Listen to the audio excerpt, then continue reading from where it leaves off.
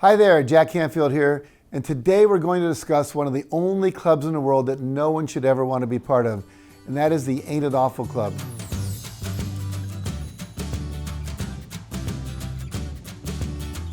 The Ain't It Awful Club is populated by negative, judgmental, and pessimistic people who only focus on how bad things are and how it's always other people who are responsible for their unhappiness and their lack of success.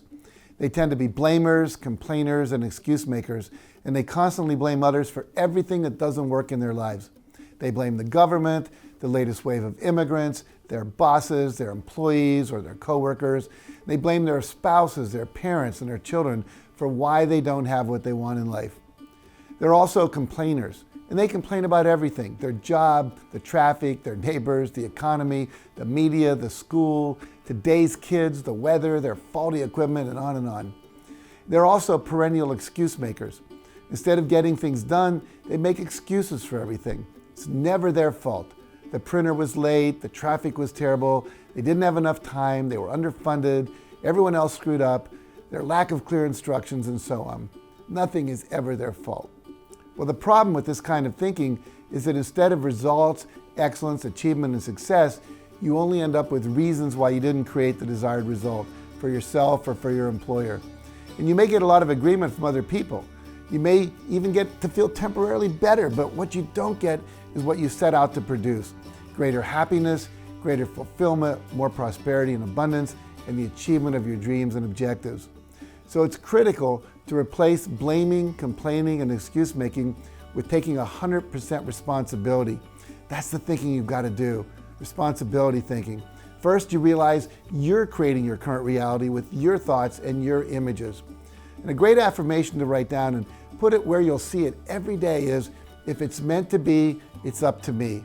You also have to start asking a different set of questions. Instead of why can't I or didn't I achieve the result I wanted or that I was tasked with, instead ask, how can I achieve it? When something is not working the way you want, you can ask yourself, how am I creating or allowing this to happen? And what am I doing that is working that I need to do more of? And what am I doing that is not working that I need to do less of? Am I working too much? Am I talking too much and not listening enough? Am I not asking enough questions? Am I not inspecting other people's work until the last minute and therefore getting sloppy results? Am I drinking too much alcohol, not getting enough sleep, gossiping too much? You can also ask yourself, what am I pretending not to know? What yellow alerts that things are not right or not on track am I ignoring because it's uncomfortable to have to deal with them? What actions are needed here? And if I don't know or I'm not sure what to do, who can I ask for help, advice, or support? And when will I take the needed actions? Finally, let's look at what you should do if you find yourself surrounded by members of the Ain't It Awful Club, whether it's at work, at the local bar, in your school, your sports team, or at home. The first thing is not to join into the negativity. Don't participate in the blaming, the complaining, and the excuse making.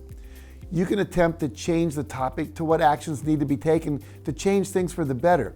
But if that doesn't work, it is best to simply vacate the area and go about working on your goals and objectives rather than sitting around being negative. Now here's your homework to complete after watching this video.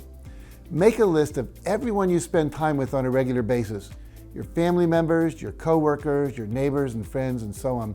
And when you've completed your list, go back and put a minus sign next to those people who are negative and toxic, and put a plus sign next to those people who are positive and nurturing.